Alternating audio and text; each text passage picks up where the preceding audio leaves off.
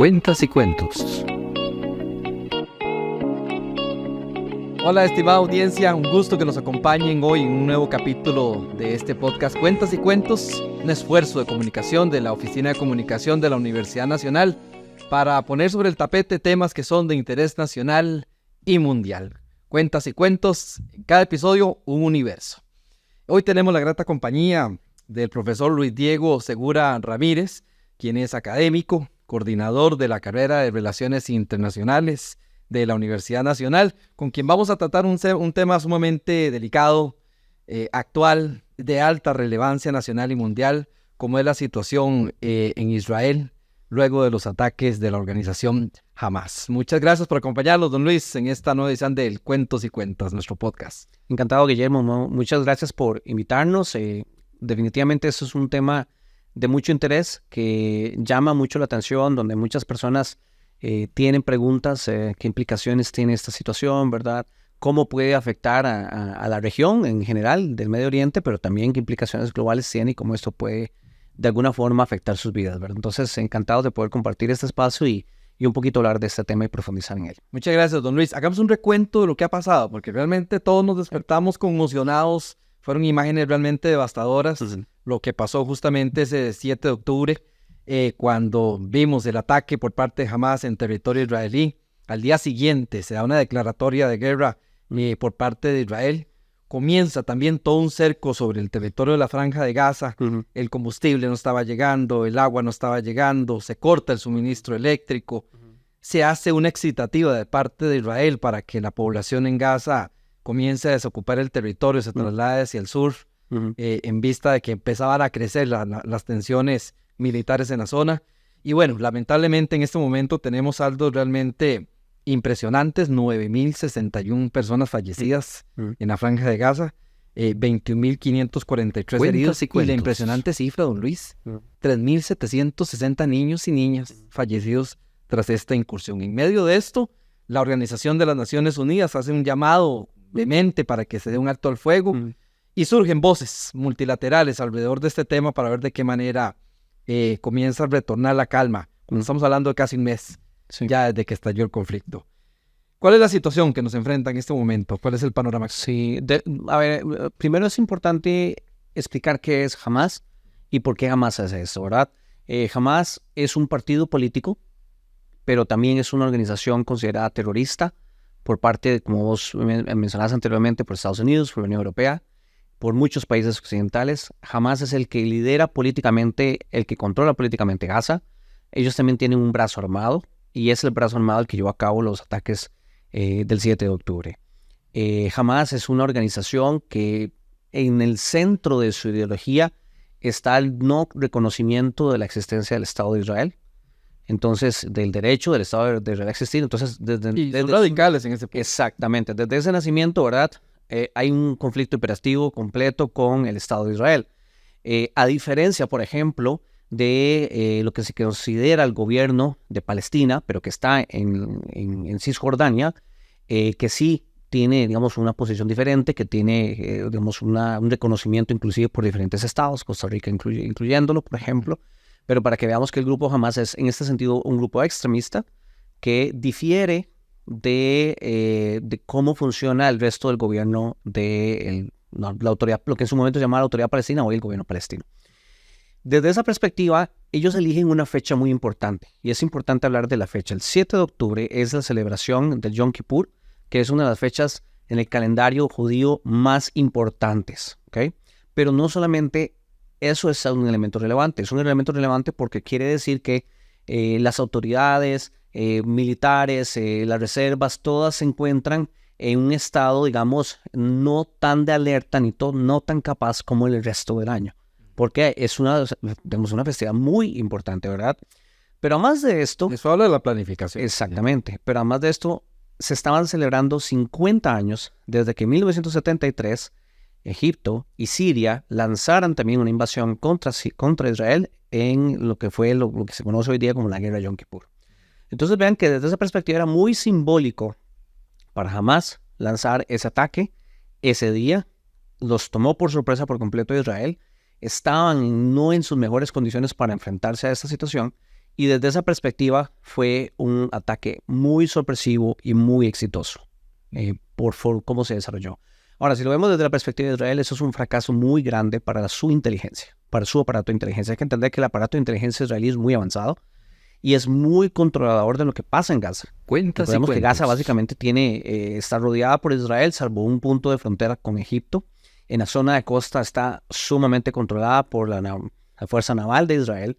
Entonces, el que jamás tuviera la capacidad de llevar a cabo ese ataque al nivel, a la escala y la coordinación que lo logró hacer, y que Israel no tuviera información sobre esto, es algo sumamente sorprendente, ¿verdad? Entonces, desde esa perspectiva, un fallo de inteligencia muy fuerte por parte de Israel. Hay que tener en cuenta que además el grado de actuación del grupo Hamas, militarmente hablando, fue muy indiscriminado. Se cuentan más de 1.400 víctimas del lado de Israel, la gran mayoría civiles. Me verle los 200. Más de 200, casi 250 rehenes que se detienen, ¿verdad? Algunos ya fallecieron, ¿verdad? Algunos fueron liberados. Pero aquí hay que, no se nos pueden olvidar las imágenes de la gente en el concierto huyendo de tipos en motos armados, ¿verdad? Que asesinaron a diestra y siniestra en los kibbutz, muy cerca de la frontera con Gaza también, donde asesinaron niños, adultos, mayores, realmente una acción muy indiscriminada. Entonces esto nos habla también de cómo opera el grupo Hamas. Por eso es que desde esa perspectiva el occidente lo ve como un grupo terrorista, porque ni siquiera seleccionó targets o objetivos totalmente militares. Realmente no fue ese el centro de actuar. Sí los hubo, pero no fue el centro de la acción del grupo Hamas. Ahora bien, como vos mencionaste, la reacción de Israel fue inmediata, fue primero tomar control de la situación en los territorios donde el grupo Hamas estuvo atacando.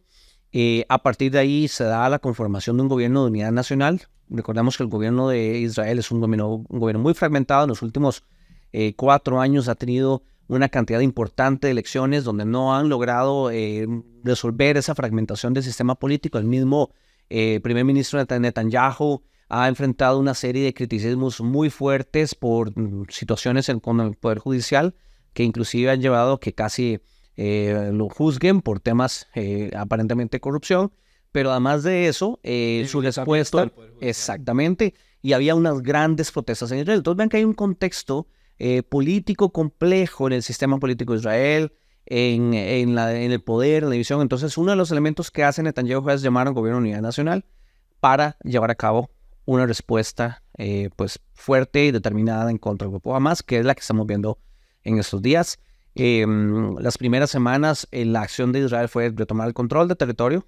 Tan pronto lo retomó con control del territorio, empezar a lanzar un conjunto de ataques dirigidos a centros de operación del grupo Hamas, donde hubieran concentración de equipo, concentración de personal, líderes, por ejemplo, pero también la comunidad internacional ha venido denunciando de que muchos de esos ataques han sido indiscriminados. Por ejemplo, muchas mosquitas, por ejemplo, se han afectado también clínicas, se han afectado diferentes centros educativos. Entonces, se considera que más bien la reacción de Israel ha sido en alguna medida sobredimensionada. Por ejemplo, lo que vos mencionabas, bloquear el acceso a agua, a alimentos, a electricidad, a combustible, son elementos que son indiscriminados también en cómo afectan a la población civil. Y esa es la contraparte, digamos, de la crítica internacional. Quiero hacer una puntualización en ese aspecto porque vamos a ver, después del día del ataque Hamas, efectivamente Occidente viene y apoya a Israel. Totalmente. Tiene que defenderse, efectivamente hay un ataque directo a su soberanía, a su territorio, pero ese apoyo ha venido mermando. Sí. ¿Verdad? Bolivia rompe relaciones diplomáticas, Chile, Colombia llama a sus cancilleres. Empieza a existir incluso a nivel de Occidente cierta presión sobre Israel. ¿Cómo está cambiando ese panorama con respecto a esto que está sucediendo? Justamente por el nivel indiscriminado en que está reaccionando Israel, es que la comunidad internacional está cambiando. Y la última resolución que aprobó también Naciones Unidas es una muestra de ellos. Mismo Costa Rica votó a favor de la resolución. Porque realmente la forma en la que está reaccionando Israel está sobrepasando, creo yo, los límites que debería tener, sobre todo de cara a la población civil. Estamos hablando de más de 1 millón de palestinos que han tenido que huir de sus hogares, están atrapados en la franja de Gaza, porque inclusive hasta el día de ayer Egipto empezó a dejar pasar a pocas personas, sobre todo los que tienen doble nacionalidad, que son americanos, por la parte sur, ¿verdad? Exactamente, que es el único paso que tienen hacia Egipto. Pero ese paso inclusive ha sido atacado por Israel en el pasado. En estos días Israel atacó campos de refugiados. Entonces, ¿verdad? Se vuelve complicado. Se vuelve complicado decir que la reacción de Israel está de acuerdo a lo que sufrió. Yo creo que ya no. Se han venido sobrepasando en algunos aspectos. Pero bueno, esto es parte de un conflicto que inclusive no inicia el 7 de octubre y no hay que olvidarlo. Eso es un conflicto que viene inclusive desde la Primera Guerra Mundial. Hay que decirlo de esa forma.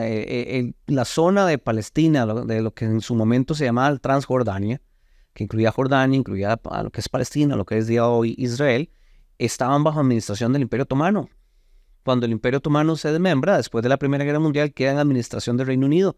Y luego se viene la gran situación de qué hacer con la población judía. Están siendo perseguidos por los fascistas, estaban siendo perseguidos en diferentes países de Europa. Y pues la respuesta natural es, bueno, pues que vengan a Tierra Santa, ¿no? A donde históricamente había, digamos, un antecedente y todavía había una población judía. Pero vean que nunca se resolvió el asunto serio de cómo destruir bien la famosa solución de los dos estados, ¿verdad? Un estado palestino, un estado judío.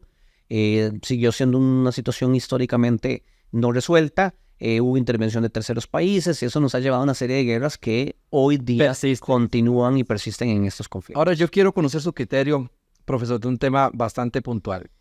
¿Existe el riesgo en este momento? ¿Es un riesgo palpable de un conflicto regional que incluya incluso a Irán, que incluya al Líbano, a otras organizaciones como Hezbollah? Sí. ¿Cuál es la perspectiva real que tenemos en este momento? Sí, definitivamente hay un riesgo que cada vez más escala. ¿Y por qué escala? Bueno, ya en este momento Hezbollah ha venido lanzando una serie de ataques o pequeñas incursiones contra unidades de las fuerzas de defensa de Israel. Entonces ya hay algunas acciones de Hezbollah de cara a, digamos, contra Israel. Han habido también un incremento en los ataques de actores respaldados por Irán en contra de Israel y en contra de objetivos de Estados Unidos. Por ejemplo, también los hutíes en Yemen ya han declarado la guerra a Israel. Han lanzado una serie de drones, han lanzado una serie de misiles que si bien Estados Unidos y Israel han sido capaces de interceptarlos, nos habla de que ya hay algunas señas que nos dicen que tiene un potencial de escalamiento. Y también tiene un potencial de escalamiento porque hoy día Israel ya está, digamos, las fuerzas de tierra están directamente luchando en el terreno en Ciudad de Gaza. Que se está hablando de una amenaza, una incursión terrestre, ya es una realidad. No, ya es una realidad. Ya es una Los realidad. militares israelíes están en territorio. No solo en territorio, ya están en Ciudad de Gaza. Hay luchas armadas en este momento en Ciudad de Gaza. De hecho, el primer ministro israelí, Netanyahu, lo reportó esta mañana. Hizo declaraciones de que habían en este momento fuerzas de israelíes presentes en Ciudad de Gaza enfrentándose exitosamente contra Hamas. Entonces ya el escalamiento ya está, ¿verdad?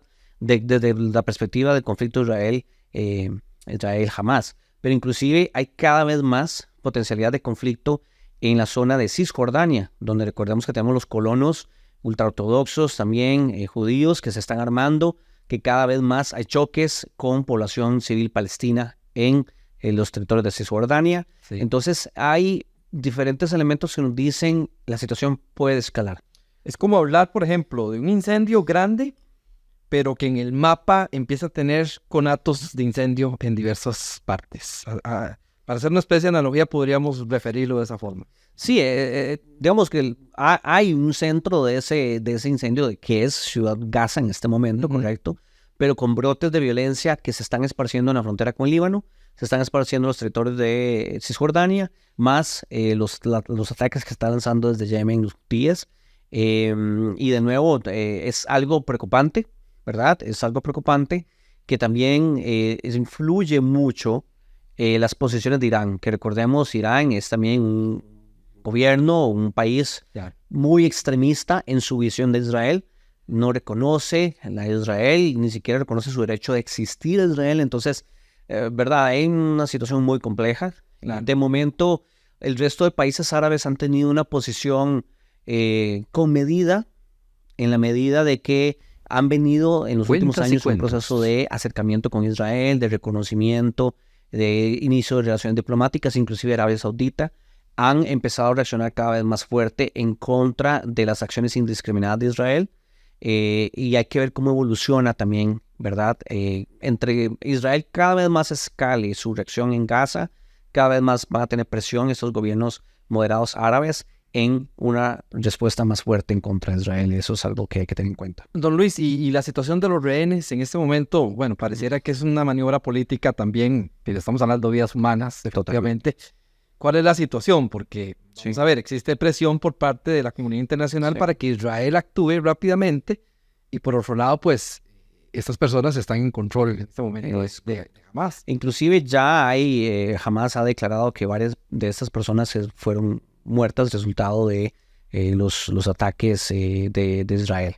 Entonces, están en la peor situación que vos te puedas imaginar, porque están retenidos, ¿verdad?, en contra de su voluntad por el enemigo, que claramente pues no tiene mucho respeto por la vida civil, ¿verdad?, por los no combatientes, al mismo tiempo que el gobierno de Netanyahu está lanzando acciones militares muy indiscriminadas, lo cual nos dice que la prioridad en este momento no es el rescate o la liberación de esas personas secuestradas. No veo que ese sea el interés máximo en este momento del gobierno de Israel. Si ese fuera, hubiera abierto algunos canales, hubiera generado, digamos, algunos espacios para permitir esa salida, pero también entendamos que negociar con terroristas no es algo que los gobiernos quieran o intenten o deseen por nunca hacer. Entonces es toda una situación compleja, ¿verdad? Lo que ahí tenemos, y sinceramente están en el peor de todos los escenarios que uno se puede imaginar, ¿verdad? Su vida está pues en riesgo las 24 horas desde el momento que fueron secuestrados, y ojalá puedan ser liberados o el mismo Hamas los libere, pero las condiciones en las que están son de lo peor que nos podemos imaginar. Este es el podcast Cuentas y Cuentos, una iniciativa de la Oficina de Comunicación de la Universidad Nacional. Este tema va para mucho más, don Luis. Vamos a hacer una segunda parte de este mismo tema porque realmente nos queda en el tintero muchos temas que abordar. Hay situaciones de la geopolítica que es necesario abarcar, y por supuesto es un tema que, como usted bien relató, tiene mucha historia. Para entender el presente hay que comprender la historia, pero también empezar a generar algunas pistas sobre lo que puede pasar a futuro, pensando por supuesto que exista una resolución positiva y que no se cobre más vidas humanas, que es lo más importante en este tema. Don Luis, muchas gracias por acompañarnos en esta primera parte, pero vamos a hacer una segunda parte de este mismo tema porque es realmente importante tratarlo. Encantado, Guillermo, y de nuevo muchísimas gracias por abrir este espacio, y ojalá que podamos seguir profundizando en próximos episodios. Cuentas y cuentos, en cada episodio un universo. Muchas gracias por acompañarnos. Cuentas y cuentos.